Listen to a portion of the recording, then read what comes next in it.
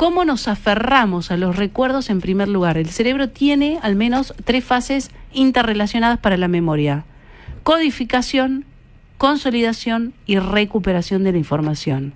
Cuando encontramos información nueva, nuestro cerebro la codifica con cambios en las neuronas del hipocampo, un importante centro de memoria, así como en las otras zonas como para los recuerdos emocionales. Y estas neuronas incorporan un rastro físico de la memoria conocido como engrama.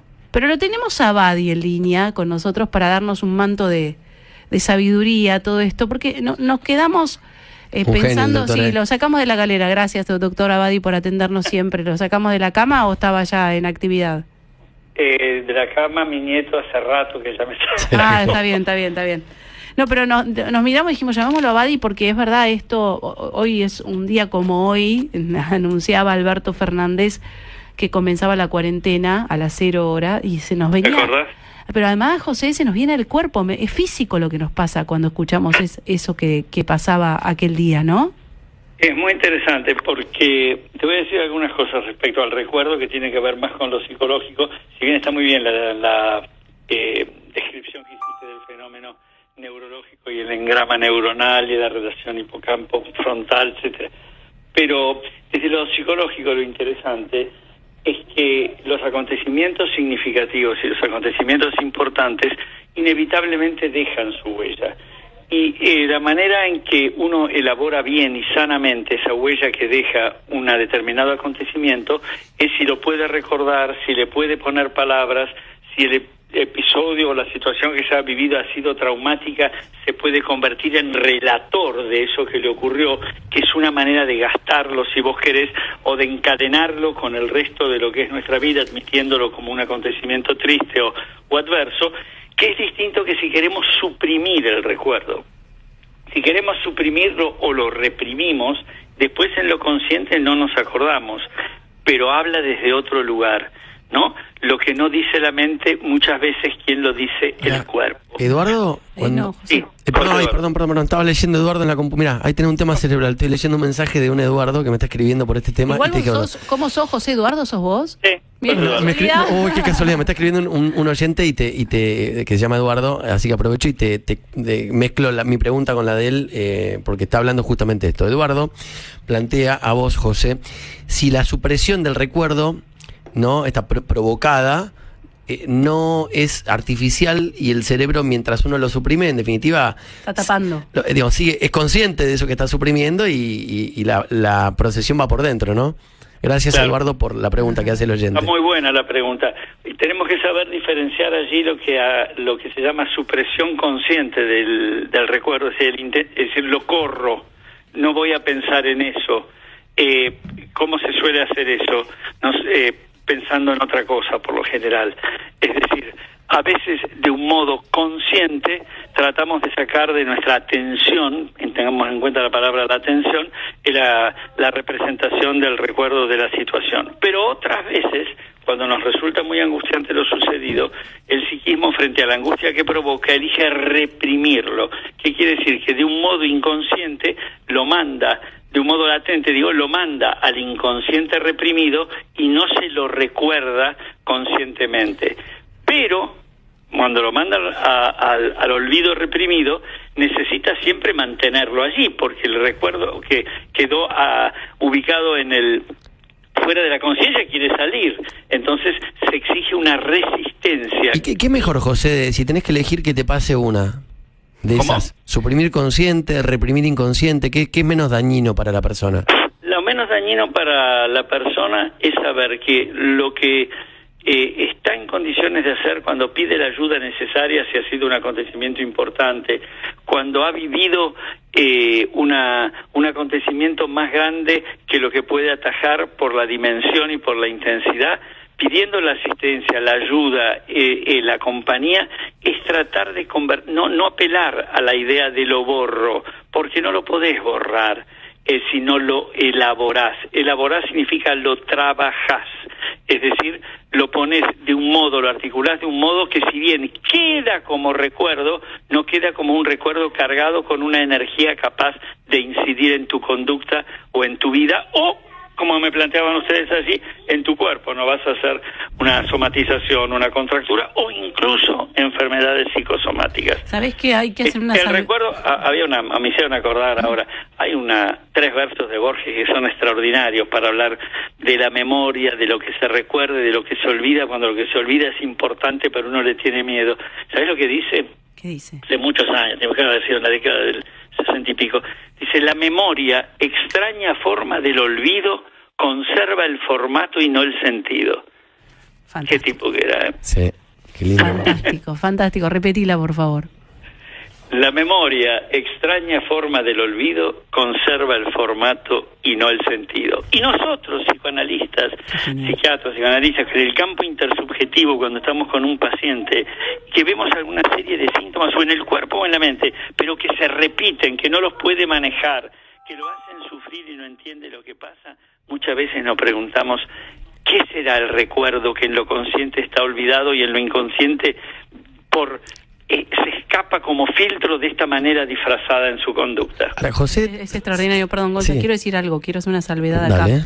Pues estamos hablando de cuánto te acordás de la vida pandémica, ¿no? Cuánto ya te olvidaste. El común de la gente... No te olvidaste nada. No te olvidaste, ¿no? Pero bueno, el común de la gente se le viene a la memoria, según esta nota de Infobae, celebraciones canceladas, el toque de queda, escasez de papel higiénico, los aplausos nocturnos a los trabajadores sanitarios, las nuevas vacunas, la lista de espera. Y acá me parece que hay que hacer una salvedad porque, así lo señalan también los especialistas, solo les cambió realmente la vida a los que perdieron algún familiar por la enfermedad. Ahí sí el recuerdo vivido aparece como la pérdida más triste y más trágica, ¿no, José? Bueno, acabas de decir 2 cosas muy importantes.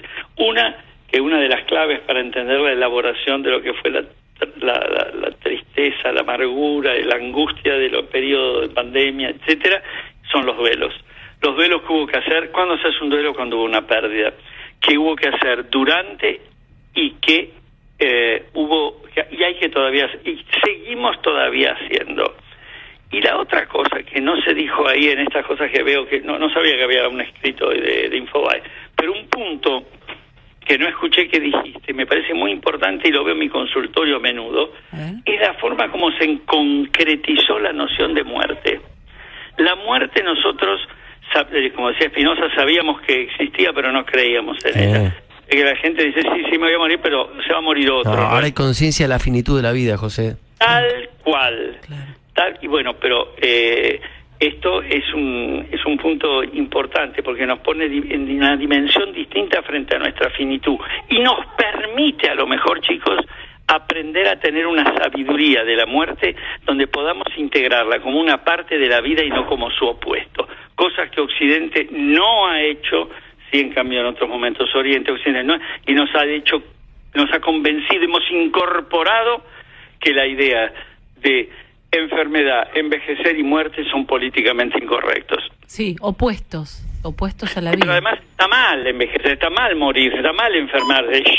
Cementerio muy lejos y que no parezcan cementerios. Si estás enfermo, que te vea el médico en un sanatorio y no tu familia. Es decir, más allá de la presencia, obviamente, del médico, soy médico, pero quiero decir, hay como una ritualización que tiene que ver con lo que ustedes hablaban de negar la muerte, y ese tipo de negación después influye en la forma como uno niega los recuerdos vecinos a la muerte, ¿no? Escúchame, y vos decís que es la pandemia y la cantidad de muertos y la parte más triste de todo este proceso nos acercó un poco, nos enseñó un poco esto de la finitud. Nos enfrentó. Nosotros podemos, de esa realidad que se impuso, hacer un aprendizaje, es decir, convertirlo en experiencia a través de pensarlo, elaborarlo, o negarlo, como decía Eduardo, y lo suprimimos o lo reprimimos, pero entonces ¿qué va a aparecer?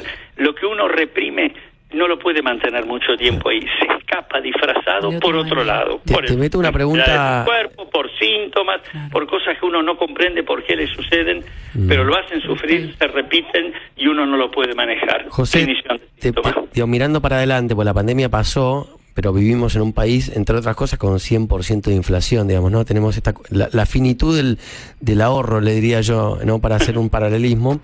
Cuando tuve la oportunidad de vivir afuera un año, sentía un alivio mental de no tener que estar pensando qué pasa con tus ingresos. Es increíble la diferencia.